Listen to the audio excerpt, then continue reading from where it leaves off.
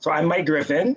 I'm going to begin with some introductions and pass it to my fellow speakers, Bartos and Jake from Community Change, John from MPC, and Allison from the New Jersey Organizing Project. But again, my name is Mike Griffin. I use he, him pronouns. I live in Minneapolis, but I'm from Wisconsin. I'm a senior electoral organizer with Community Change Action. Now, Community Change is a national organization started in the memory of Robert F. Kennedy and MLK. Community Change Action is our election arm. We believe very strongly that relational organizing is one of the most impactful ways to organize constituencies of color for electoral campaigns or issue-based organizing. Relational organizing has a history, whether it be the Underground Railroad or the bus boycott, the workers' rights movement. It's a simple concept that people closest to you are the best way to persuade and motivate you to do something. I'm more likely to listen to my barber, my pastor, my favorite bartender, more than a commercial or even a stranger that might knock on my door. So a little bit of background. Today, you're going to hear a lot about our organizing experiment in 2020 elections. Our experiment used our Impactive app. Now, Impactive is a digital organizing platform used by a whole lot of campaigns. And this study was run on this Impactive app that we have. I love to pass along to my fellow presenters, Bartos, who will talk about the PYK experiment called People You Know, the experiment that we're going to talk about today. Allison and Jake, who are going to talk about the learnings from 2020, and John, who ran the largest relational campaign in Michigan and will bring us home with some tips. Please share your name, organization, and pronouns and your role. We're going to start with you, Bartos Kumar. Hello, my name is Bartos Kumar, and I am with Community Change Action, he, him pronouns, based in Oakland, California. Hey folks, I'm Jake Benya with Community Change Action, he, him pronouns, based in DC, but originally from Texas. Hey everyone, Allison Arnay, she, her pronouns, from South Jersey, the New Jersey Organizing Project. John Keller here in Ann Arbor, Michigan with Michigan United, he, him pronouns. All right, well, we're going to get started with a quick explanation of relational organizing coming from Bartos and the explanation of the experiment that we did back in 2020. Bartos, hand it over to you. Thank you, Mike. I'm going to sharing our screen. Can I just get a confirmation that folks can see our slides?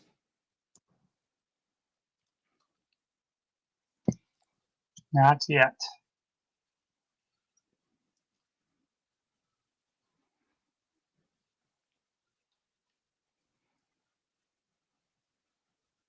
There you go. There you go. Awesome. Thank you so much. Okay, so I am really excited to share with you all some of the learnings from an experiment that we were a part of last year around relational organizing along with the Analyst Institute. And the experiment is called the People You Know experiment.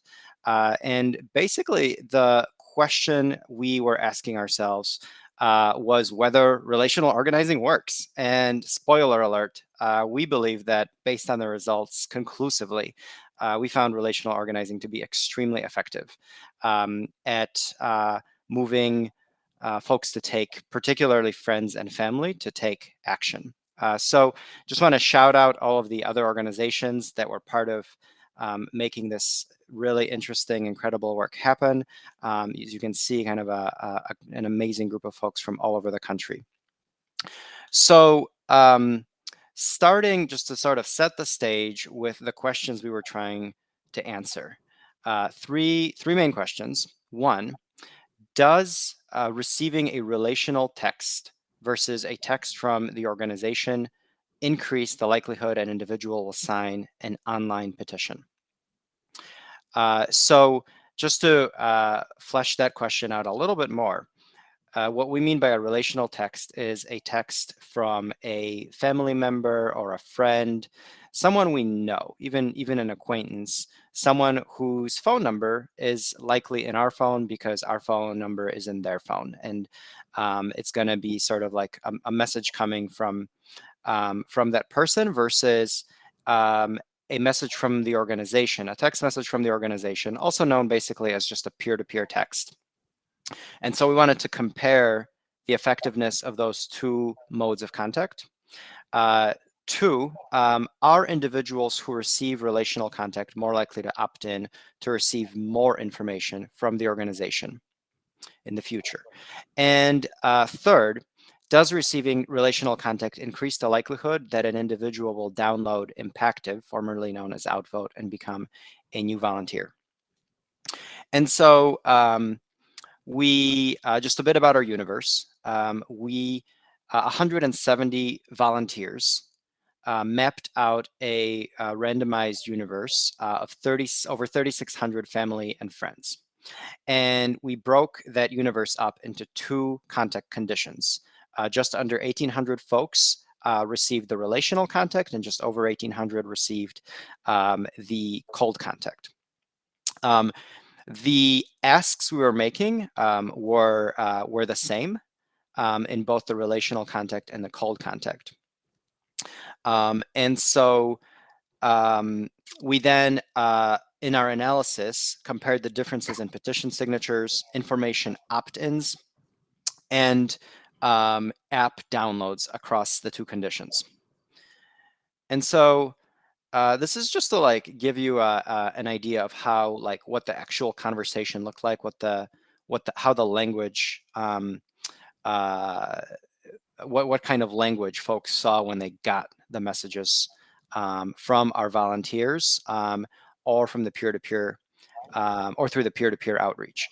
Now, again, the really key thing here is that the peer-to-peer outreach was standard. It was just a fixed message. Everyone who was in the peer-to-peer condition got the same pre-written script. It wasn't personalized in any way for the recipient. On the relational outreach side, and so what you're seeing is screenshots of that. Our volunteers had the ability to customize the message basically as much as they needed, with the exception of the petition link or whatever kind of link we were using itself. They got to customize their message, and the logic there is that we all know our friends and we know what our friends' politics are. We have some idea of what their position on an issue might be, how ready they are to get involved and take action, whether that action is signing a petition or getting on the list or downloading the app, and we know how to phrase that ask. And so just want to give folks a minute to maybe, or less than a minute, to review some of the outreach. One other thing to point out there is that the language is pretty informal, which is generally how we encourage folks to communicate when they're using Impactive. And the idea there is that again, when I'm talking to my family and friends, we want folks to sound the way they're going to sound. So we create a template that already sounds pretty informal, just to make that idea clear. And then we further encourage folks to say, hey, if you want to make it even more informal or completely change the language, do what works for you. And so I want to now share with you some of the learnings. So first, comparing the petition signatures and the effectiveness of the cold contact versus the relational contact effectiveness. Pretty striking difference here. So in the cold contact condition, that's the peer-to-peer texting. When folks receive that peer-to-peer message, they sign the petition at a rate of 0.6%. When they received the relational contact outreach, they signed at a rate of 4.5%. So several fold higher when comparing cold outreach to relational outreach and signing a petition. Same petition, right? Same petition, the universes are randomized, so they're the same universe, and the relational outreach was just far, far more effective. So then we compared the opt-in rate. So the opt-in rate is, again, the rate at which folks opted in to be to receive more information in the future. Individuals in the relational condition were 8 times more likely to opt in to receive more to receive more outreach in the future. 0.2% on the cold contact side, 1.9 on the relational contact side. Now, the really I think like interesting piece and like even more encouraging piece of information about all of this is that we're really just scratching the surface of how effective this outreach is, because on the relational side, where our volunteers were doing the outreach to their family and friends through their phones, the follow-up rate, so the rate at which our volunteers sent that second message asking folks to opt in after they had already signed the petition, only about 20% of the relational universe received that second message, because for reasons you might guess, right? Our volunteers' lives got in the way, they got busy, for whatever reason they didn't follow up. So only 20% of folks who got that initial message got the follow-up. And yet, even when we account for that, I'm just going to go back to this previous slide. Even when we account for that, the opt-in rate was still 8 times higher. So you could extrapolate from that. We're not doing that here necessarily, but you could extrapolate from that a much higher number for how effective this outreach, the relational outreach, really is compared to peer-to-peer. And lastly, we wanted to compare the effectiveness of volunteer recruitment. So as I mentioned at the beginning, we had 170 folks who participated in the test, and through their outreach, 2% of the family and friends of the folks in the family increase of 70 volunteer leaders from 170. So a 40% increase in volunteer capacity through the course of the experiment. And so, yeah, that's I think, like, for me, those are like the 3 most exciting takeaways.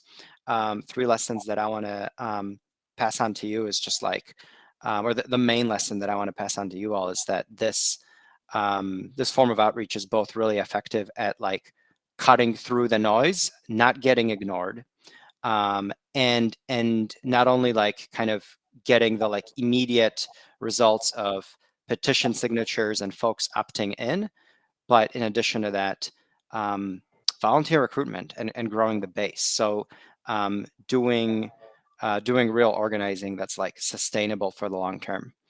So with that, I'm gonna wrap up my piece and pass it back to Mike. Thank you, Bartos. Great information. Appreciate all the information. And just to bring us back, we did this experiment in the middle of a global pandemic. We all were staying inside. It was hard to recruit volunteers to go out and do anything in public. So it was a way for us to outreach to people, whether we're talking about elections or signing petitions. I see you, Jess Newman. I see you, David Ward. Thank y'all for joining us.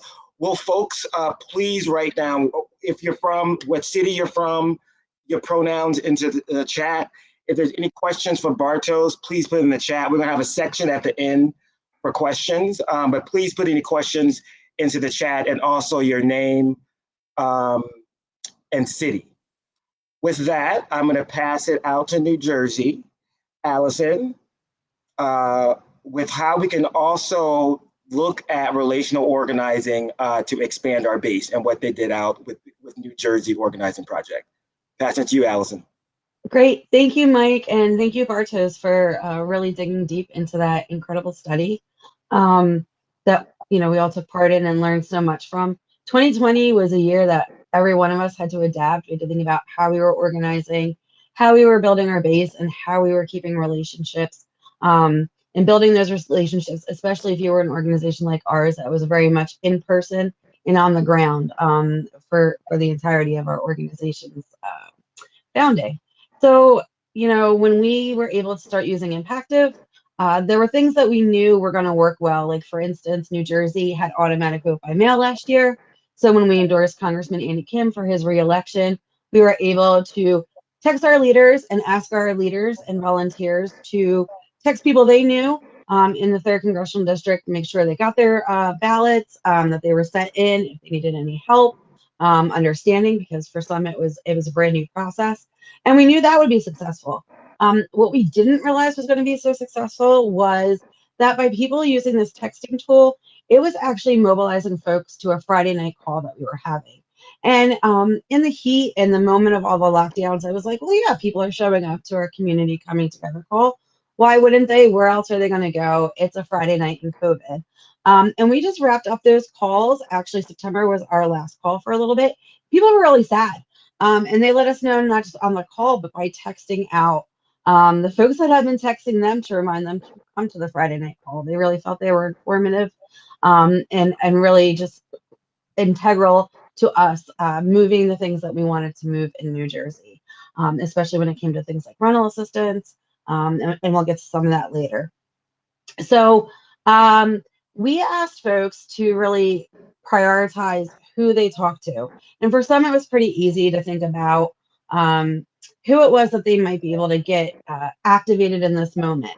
But we also asked them to think a little bit deeper than just the folks that would take action with us most of the time. We thought about the folks that would benefit from info on the covidnj.com site that we had actually decided to run in the moment, once again, of COVID. There were a lot of programs and a lot of people that were just really unaware and uncertain of what their financial security was going to be like. My sister, for example, worked for the casinos. So when we were launching the website, because she trusted me and trusted the organization, she would text out the website and the programs and explainers that were on the website to people that she knew and coworkers of hers. And because they trusted her, they actually went to the site and would check out the programs, how to get tested for COVID, if they were concerned that they needed a COVID test, even mental health resources, because we know that everybody was pretty stretched and stressed during the COVID era, especially with isolation. So there were times that, depending on the program, we saw traffic on the website go as high as 1,800% while we were texting folks we knew. And we also asked people, obviously, to take action with us. And we could see that with folks that had been with the organization for a while, but because we were doing so much outreach during COVID, we actually saw our online membership jump close to 2,000 people in that time. And that was all from our text banking programs. So it was really just integral to ask people, talk to the people that are already in your lives, because chances are they're either directly impacted by the same issues you are, or at least care enough to take action, that they're going to take action with you. And I think one of the most incredible things that happened is that we saw deeper relationships happening with people that were already in our organization, but weren't necessarily coming to our in-person meetings. And one of those examples was somebody that we text banked that had a high open rate with emails, was signing petitions and taking action, but really wasn't participating within the organization. And texting her actually gave her the space to say she had social anxiety disorder. And one of the reasons she didn't come out was because of having to deal with anxiety, just being around people. And she didn't necessarily even want to be on Zoom. So we walked her through the process. Initially, she would come to meetings with her camera off, but little by little, she would start turning that camera on. And now she's even part of our elections committee. She's part of one of our issue-based committees. She is going to attend legislative meetings with legislators. So it just really showed that when we added another layer of how we interact with people, those volunteers were going to show up and really increase their leadership roles within the organization. So I was just so grateful for us to have just another avenue to make sure that we were reaching out to people during a time like COVID, and that we could continue using these tools even once things start to open back up again. So with that, I'd like to hand it back to Mike. Thank you very much. Great work out in New Jersey. Watching you use the website and Impactive to push your COVID messaging definitely was an inspiration last year in the middle of a horrible, horrible pandemic that we all went through. Up next, one of my coworkers at Community Change, Jake. He worked at Voces in Wisconsin and did a great job with his relational program out there. Joined Community Change this year, and I've just been so impressed with his great work, building one heck of a lobbying team to pass some historic legislation. Jake, passing it to you. Yeah, thanks so much, Mike. It's great to be here with y'all. Yeah, as Mike said, I worked last year with one of our state partners, Voces de la Frontera Action in Wisconsin, helped to run their relational voter program and partnering with Community Change Action. And we built this really incredible program of more than 20,000 voters and people they know to help, really deliver that election there, along with a lot of really other awesome groups. So it's awesome to be able to keep doing this work with Community Change Action. What I really want to talk to you all about right now is just the fact that, relational organizing is not only used for elections, and it shouldn't only be used for elections. And, Allison did a really awesome job of explaining the work that they've been doing to keep their leaders engaged and spread the word about programs that people can access and provide a space for those who maybe didn't have it before. And absolutely, relational organizing is crucial for that. But we decided to try relational organizing for governance, for advocacy on issue campaigns, and to really be able to plug people in different ways that maybe they didn't see themselves before. We know that the legislative process is very complicated. It's extremely not inclusive, and we wanted to try to help bring folks into that who had really been needing massive policy change in their communities for such a long time. We know that the pandemic hit communities hard, especially the communities we work with, folks of color, Black folks, low-income people, and and women particularly. And it's not like things were easy for folks before the pandemic, and that certainly was true for the leaders we work with.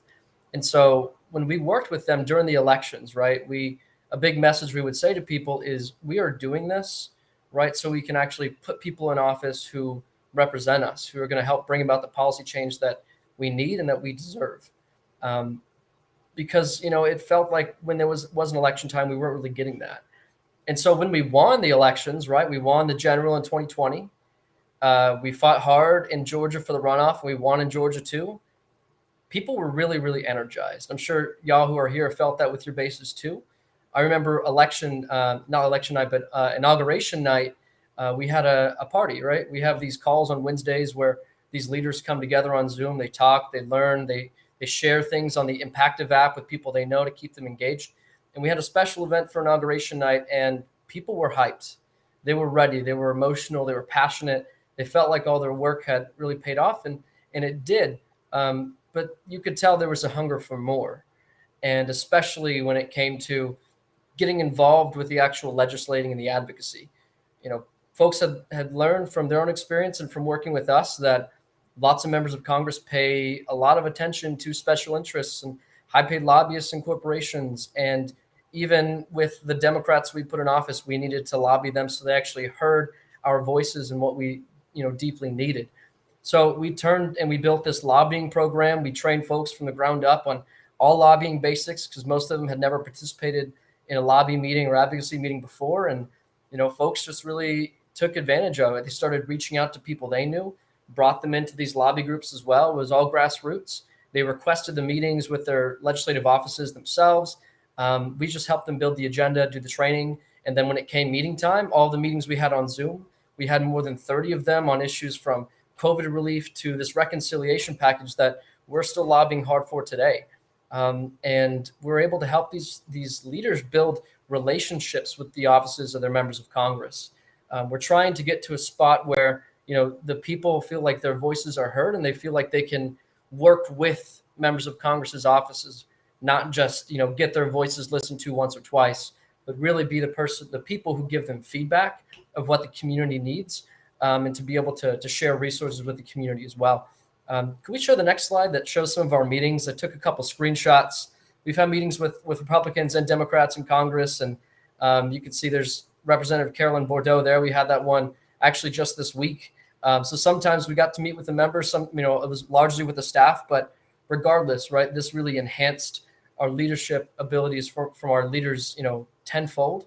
And people are able to, take this information back to their communities about, one, how do you lobby? How do you get attention from your members of Congress? And two, are they actually being represented by their members of Congress, right? That's evidence for elections that are going on in 2022, which we're trying to prep these leaders for. And, if you think about the work that we've done, and you can go to the next slide, Bartos. When you think about the work that we've done here, right, folks know how to do GOTV from the 2020 election, from the Georgia runoff.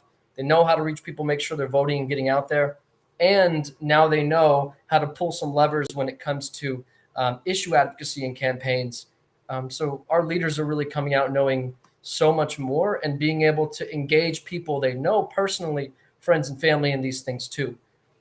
Another step I'll just talk about here, the final one, is that, we really worked hard on a child tax credit campaign that we're still working on. As some of you know, the child tax credit was expanded substantially this year. We wanted to make sure that everyone who was eligible actually received that. We worked with folks in the administration to get information, to share it out, and we're able to have a good partnership there. And our leaders were able to just share this information with people they knew, make sure they're getting signed up, even people who don't typically file taxes, to share that information because those folks qualify.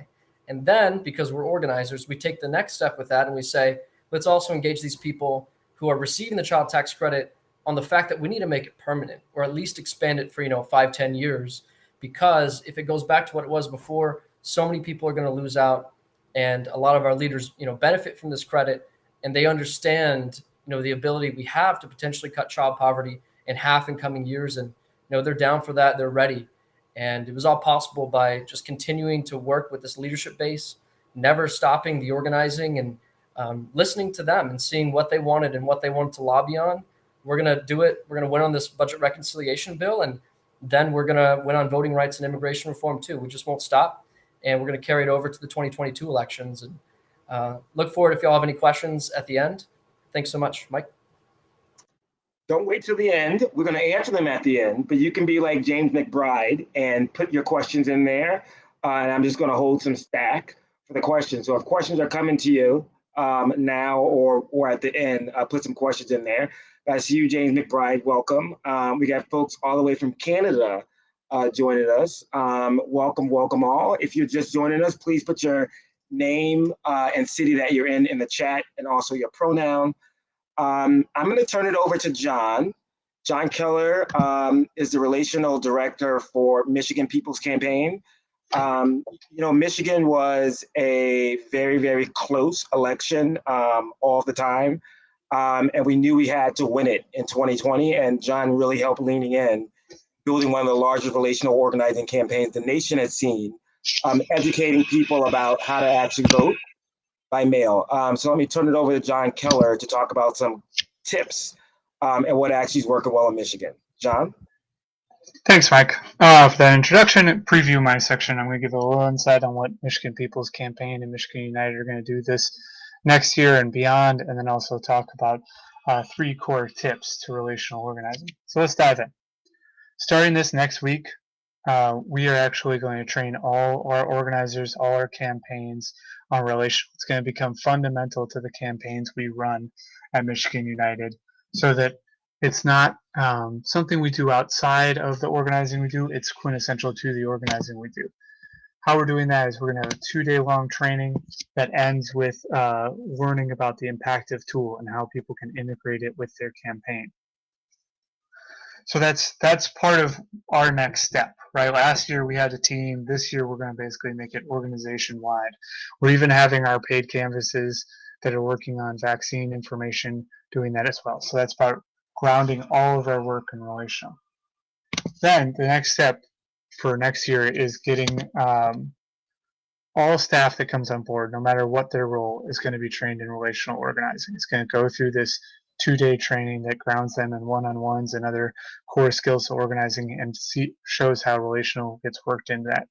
And then we're going to restart our weekly meetings. So this is something that we definitely fell off on doing. We were doing it solidly in 2020. We're going to bring it back to have weekly meetings to engage the leaders from all our campaigns as a way to get them informed not only about what the organization is doing, but also how to use the tool, and then also how to build out those personal networks that they need to grow their power in their communities, as well as learn about all the great work that Michigan United and Michigan People's Campaign is doing. This will get us into 2022, the later stage, where we're going to be running a petition drive. And though this is going to draw in hopefully people and leaders from across the state, first as volunteers and eventually leaders, we need a way to keep them engaged, which again goes back to this weekly meeting that we want to gather people. This repetitive opportunity to learn about relational organizing and learn about the different campaigns. We hope to ground our leaders with the skills to grow their own networks and do the work that they're doing in their communities. And then that takes us to beyond 2022. Relational, again, will be core to Michigan United, Michigan People's Campaign, and we'll keep leaders engaged, hopefully off of that petition drive, as well as the work we're doing throughout next year on political campaigns and organizing around immigration as well as environmental issues, to engage people with their friends, with their families, and tighten their bonds with their communities. And the relational is going to be so core that that's where leaders will meet every week to get an update on those campaigns. So you might be from the environmental campaign working on getting Michigan carbon neutral by 2030. You might be with our criminal justice campaign trying to reduce recidivism and also get people back on the path returning for our returning citizens. You might be working on our Hometown Voices campaign, reaching out to those people in rural and small town communities. But at the relational meeting, you will have the chance to learn about all our campaigns and how you can communicate to those friends and family that might not care about the issue that you're working on, but might care about one of the other issues Michigan United is. So that's how we're going to really focus in on relational. So the next step is I want to talk about some tips that help you grow your own relational program if you're thinking about starting it, or if you've got a program, think about how you can expand it, right? So we talk about your friends trust you. And I always like to reverse it, and you trust your friends, right? So think about it either way that dialogue is happening. You trust those folks more than, internet posts, web posts, Facebook, doctors and news. And that's the power of relational, is that breaks through that barrier that you might have of getting information from random internet sources. Relational gives you the power to change the minds of the people that are closest to you. And I often think about this as, you might be changing the mind of somebody who's active, and that's great.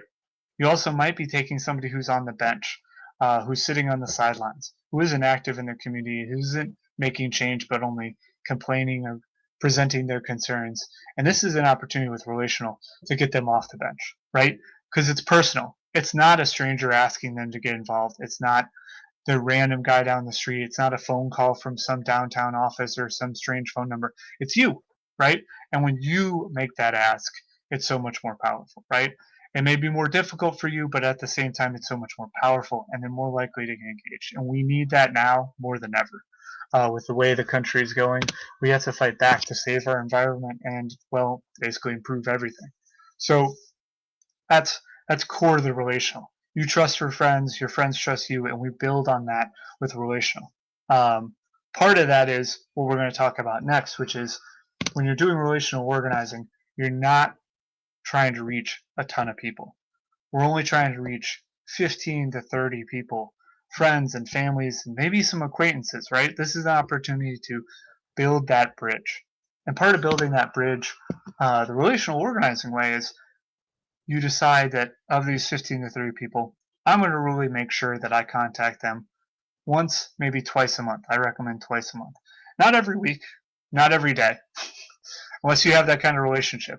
But some of these people you might only be in touch with every other weekend. And part of it is mixing in that conversation about not just an issue, not always asking somebody to do something. Sometimes it's about asking them, oh, hey, have you seen this news article? And that's what we worked into our relational program last year and that we're going to do this year is like, sometimes it's sharing information. Sometimes it's sharing a petition. Sometimes it's a call to action. It doesn't always have to be the same message. And I would encourage you to vary the messages you send to these folks and also keep your list small, reasonable, so that your leaders and your organizers that are building out these friends and family lists can really have honest to goodness conversations with this 15 to 30 people. Because if it gets too big, you start to just be stretching yourself too thin, right? You want to have a real dialogue about how you together with the folks on your friends and family list can make change in their community, working with your organization. So part of this leads to our last tip, which is about how do you set up patterns, set goals, celebrate successes, right? So for Michigan United and Michigan People's Campaign last year, we were very successful on Monday, we'd ask our leaders and organizers to tell us who are you going to contact? Who are your targets this week? Who are those friends and family that you haven't reached out to recently that really need a contact? Great. Do we have a message that will connect for them? Do we need to develop a message that might connect with one of our campaigns or an issue that's going on in the news media? Great, let's do that. So that's Monday's activity. Tuesday, we would have our gathering of our relational leaders and our relational organizers. They would message out to their folks. Maybe not everyone makes it, so we'd still be trying to reach a few folks. On Thursday, we'd check that list that we were given on Monday and talk about how have you progressed, right?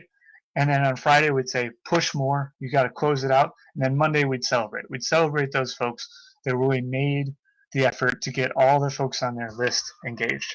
That's how we set goals and celebrate successes. But you've got to build in goals and the opportunity to celebrate success, both in the little, week-long timeline, but also the monthly. And then also, if you've got that year-long campaign, celebrate those big numbers, right? Like we were able to reach 15,000 people when we did relational in 2020, but we only celebrated that at the end. We were talking about weekly and monthly numbers in between.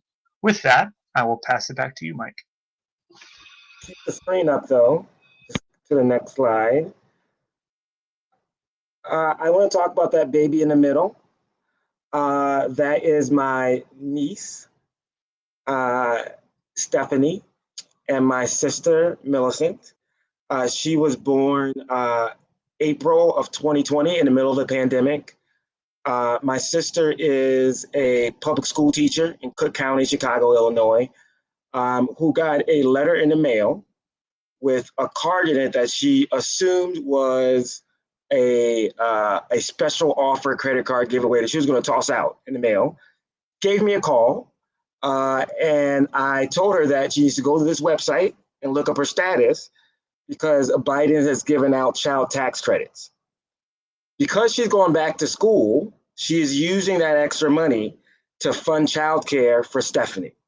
And so while we've been talking a whole lot about numbers, about campaigns, this is actually affecting people's lives. My sister is now going to become a leader to talk to other Black women about this child tax credit to actually change lives. Relational organizing works. Saw your question, James McBride. I want to offer it to this esteemed panel. We can take down the slides now, Netroots. Thank you.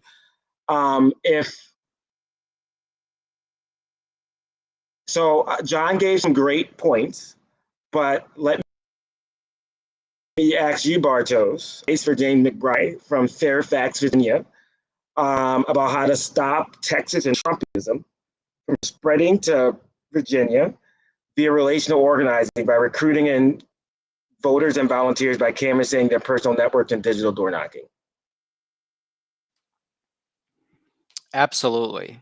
I'll just start with a personal example. I think just personal stories are so powerful. Thanks, Mike, for passing it to me. I like yesterday morning, I had this amazing experience where I was finally able to have a breakthrough with my uncle who has been refusing to get vaccinated for, like 10 months now. And we've just been having conversation after conversation after conversation. And what finally broke through to him was just me saying, I love you and I miss you and I really want to see you. And I think to me, that's like at its core, that's what relational organizing is about. It's about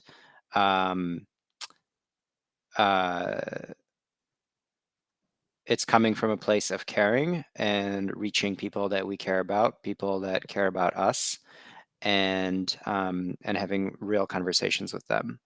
So I think that like the integration to me that's really exciting is reaching out to our friends and family over time. You know, you make a list of your 15 to 30 folks that you're you know, maybe are like, these are my 15 to 30 friends who are at risk of Trumpism, and I am just gonna like embrace them and keep them in a warm embrace. And it's gonna be like, you know, a like a different kinds of outreach, like every week or every other week, maybe a text, maybe a meme, maybe a news story, and every now and again, like a conversation on the phone, or if you are able to meet in person, if you can meet in person, in a way that's safe for you, then like getting to that, right? And it's like you can facilitate all of that through the app and keep track of like how that outreach is going, and like even like how their position is shifting over time. And I think that's like, you know, that personal outreach is something that is it's just incomparable to like you know, a peer-to-peer text message you might receive. And I'm a big fan of door-to-door canvassing, but I think you know, the conversation that I was able to have with my uncle, a door-to-door canvasser might not ever be able to break through in that way, even if they got him to open the door somehow. You know, that's a great example, Bartos. James, I don't know how. I don't know how old you are, James, but there was a time where gay folks couldn't get married in this country. I am a proud, but when I was in the club, I was working on a campaign here in Minnesota that was encouraging, that had a study that told us the best way for us to allow you to get married is for you to be able to have courageous conversations with your parents and grandparents. The best way for your parents and grandparents to allow you to get married, right, is to have a conversation with you, a person that's closest to them. Not a commercial, not a stranger knocking at their door, but a loved one having a courageous conversation was the best way for folks to get married. I had that courageous conversation, and I'm a stronger person because of it. And that's in my head now because I feel like it's beating Trumpism is just like beating homophobia. And it's a long conversation that you're going to have over a period of time, as my brother Bartos talked about. I do know John works in Michigan. Michigan in, what was it, 2020, we won against Trump by 100,000 votes. 4 years earlier, we lost by 19,000.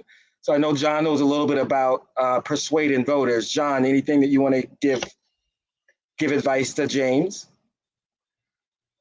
I think I would just, you know, add to both Bartos and Mike and just say that, like, we talk about relational as a tool. We mix it in with our deep canvas work as well. It's about having that deeper conversation with people. Again, with deep canvas, they always talk about having organizers or volunteers go back to the same people. With relational, that's built in, right? So you're not trying to get anybody or move anybody in the first conversation. And that's probably the key, is that, like, you just have to kind of keep going back, and you can't always be pressing the issue. Sometimes it's more about learning why the person has the position they have than jumping to try to change the position they have, right? So it's like you get that deeper knowledge of the person you're talking with, that friend, that family member, and you slowly, you know, get their self-interest, right? When we talk about organizing, we talk about getting their self-interest tied into the facts and the truth. And part of this stage in the American experiment is figuring out how to get more people's self-interest engaged and understanding truly where their values align with their positions in the public policy sector and politics. V, I hope I'm pronouncing your name right. Thank you for your question. Folks in the chat, could one of you share how relational outreach fits into an electoral campaign arc? Does it work to best persuade voters, recruit volunteers, GOTV? How do you measure impact without the app? A whole lot of layers of questions, and I'm gonna pass it to Jake to answer at least some of them. Okay, that sounds good. Actually, if it's okay, I'll pass to Allison to answer that question from V, and then I'll jump in right after you. Thanks, Jake. And I'm going to say, V, yes, the answer to your question is yes. Actually, it did work really well. One, to recruit volunteers, because if you think about it, how likely are you to come to an event or to a voter outreach event if you're getting an email from an organization that you barely know or don't know versus someone that you know that is like, come with me this Saturday, right? We're going to go text a bunch of people. Also, I want to say we came around because we're Sandy survivors. So one of the biggest things we've learned is that disaster doesn't discriminate, but disaster recovery systems do, in fact, discriminate. So we work on obviously disaster recovery issues as far as natural disaster goes, but then also the drug war and how that's impacted our communities. And we're working on IDA now too, and COVID. So when we're reaching out to folks that we know, we can say to them, I need you to show up, right? I need you to show up in November because it's really important for our community that we win this election so that we can continue doing things like passing the CARES Act or passing ARC so that we have the funding to stay home. New Jersey had a lot of success with rental assistance and mortgage forbearances. So when most of the country was like, what are we going to do because the moratoriums ended? New Jersey, actually, our moratorium lasted a lot longer. And a lot of that was because we were motivating people that we knew to show up, not just to action, but to show up in the polls back in 2020. And again, this year in 2021, because like Virginia, we have a state election. So our legislators know that we're coming. So measuring success without the app, we just compared actually between the two, doing blanket blind outreach based on targeting voters, and then how we were doing as well as reaching out to people who were already a part of our organization and being able to measure how our volunteer leaders were reaching out to their friends and families on the app. And it was just astounding to see not just the contact rate being higher, but the fact that people were actually showing up in 2020 to vote. Keep the conversation going on the chat, please. I'm loving the conversation. Jake, how do you measure the impact without the app? Got an idea? Yeah, that's a good one. Allison, I think your explanation was pretty solid on that. I mean, I think it's just like, are we getting leaders to come through, and are leaders actually talking to people they know and inviting them to participate as well? That's the biggest thing that I would use to track. You know, when I helped to run that program in Wisconsin last year for the 2020 election, I was working with a lot of students. And when I mean students, I mean like high school students. They were young. Several of them couldn't even vote. So it's a little difficult to measure impact when some of the people they're speaking with can't even vote for reasons of age or for citizenship status. And we had folks who were in that case. We would invite them to actually volunteer. Okay, you can't vote. That's completely okay. There's so many other ways that you can be involved. I'm sure at least 5 or so people who can vote: friends, family, aunts, uncles, grandparents, right? Like, we would say, can you talk to them about this? And we found that the youth we were working with, they were just so inspiring to everyone around them. And they had incredible, numbers of reaching people and making sure they were registered, getting them to turn in their mail-in ballots, and then also getting their friends and family who they knew to become volunteer leaders themselves so we could reach their networks. The app is pretty crucial for that. So I would suggest, if anyone's going to do a relational program, you need to use one of these apps for the data on the back end to make sure that you have goals, you're hitting your numbers. The app for us is really helpful actually to create prompts that people can send to people they know to just start conversations very easily. As well as if maybe the folks we're working with don't know everything about the policy, we can put it into the app so they can learn themselves and send some of those responses to people they know. So a little challenging to do without the app. I highly recommend it. I'm actually going to go to another person's question here. Actually, it was more of a little statement by James of how y'all are doing some of this work. Yeah, I think doing some relational mobilizing sessions is really important, where you're bringing people in and you're showing them how they can help reach people they know, or the messages they should bring across, the conversations they should have. And frankly, like getting back to the real organizing basics of how do we have a one-on-one conversation, and how do we be vulnerable in a space with people with whom we're close, who may already know a little bit about us. It actually opens up a little bit of an opportunity to talk about things in depth and to really, build on that relationship and trust that people have with folks that they know. Leaning into that is how we build some of our best leaders, and how they just kind of take all of that and they run with it and they start having conversations immediately with people they know. And then we can get into some of that organizing where it's like, okay, can you invite 5 people to the next meeting? Okay, you brought 2. That's amazing. Like, can we have a one-on-one with them? Like, pass them my number. I'll talk to them as well. And so, it becomes really challenging if one person is trying to manage all these relationships. But, the leaders just take on relational in such an incredible way, and they run with it, and they start bringing folks in, and, it really just builds and builds and builds and builds to where we're reaching people who really we wouldn't have ever been able to reach before. And that's why I like this kind of work so much more than simply a phone bank, where we're reaching people who are already in VAN in the database. This is a way that we can reach people who are not typical voters, who are not registered. And when it comes to things like child tax credit, people who are not filing taxes and still could benefit from some of these policies. So I'll advocate for it on that way. Thank you, Jake. Jake actually had a leader last Wednesday say that she was thinking about running for office on our Wednesday night calls. Yes. So exactly. I think her name is Norma. That's right. Yeah. So yeah, I can talk about a couple of them. That's a really good reminder, Mike.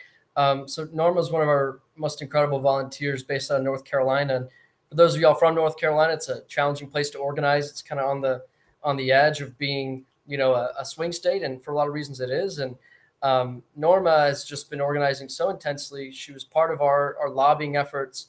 And then she took the work, all of the organizing tactics she learned from us. And she said, all right, I'm going to let y'all keep doing your national stuff. I'm going to focus locally.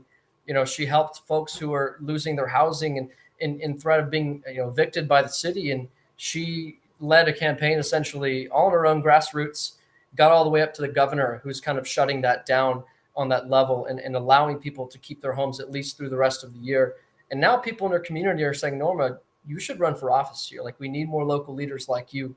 And just these are some of the stories we're talking about when it comes to, we start just doing basic relational organizing on voting, and people take it and they do, anything they want once they've really learned the tactics a little bit. In another step there, on the West Coast, we have a leader. Her name's Queen from Oakland, and she is so active and she's always reaching people she knows. She's always showing up for calls, and she said that her pastors reached out to her recently to thank her personally just for the work that she's done for their congregation, for their community, to keep people involved and engaged. And just those are the stories that we need to keep telling when it comes to this kind of work. Thanks, Mike. Absolutely, Jake. I want to bring it back to the chat. A question from Lena. How do you get volunteers and activists to grow trust in the tools? During our most recent election here in Canada, we had an easy time getting folks to start talking to people. It was hard to get them to track their convos or feel trust in the tools they were using. They're kind of concerned about privacy, creeped out about tracking their friends. Any advice would be appreciated. I've been there, Lena. Bartos, can you help us answer that one? Sure. Thanks, Mike. Lena, that's such an important question, and one we spent a lot of time experimenting with developing some best practices in 2020. And a couple things stood out. One is when we are walking folks through the app, brand new folks who are using it for the very first time, and asking them to download it and create an account and sync their friends and sync their phone contacts to the app and do all of those things. The privacy question frequently comes up or would frequently come up. So we would address it pretty early on in the presentation. And so when we do the training, we share the screen from like the phone we were using to give folks like the user experience. And at some point fairly early in the presentation, we'd cut to like the privacy policy, the terms, and not to make this a commercial for Impactive, but Impactive has really good privacy protections, and that is one of the reasons we went with them. We have, and we would share this. We would talk about like the why we went with them is because we, a lot of our members, a lot of our users, myself included, are undocumented, or in otherwise have a reason to really want like strong privacy protections, and we would talk about how Impactive has that and how there is just like lots of things that will keep the app or from like directly contacting folks, friends and family and so on. And the app gives us the ability to like erase those contacts from the app servers whenever we decide. So all of those things, when we address them on the front end, really helped.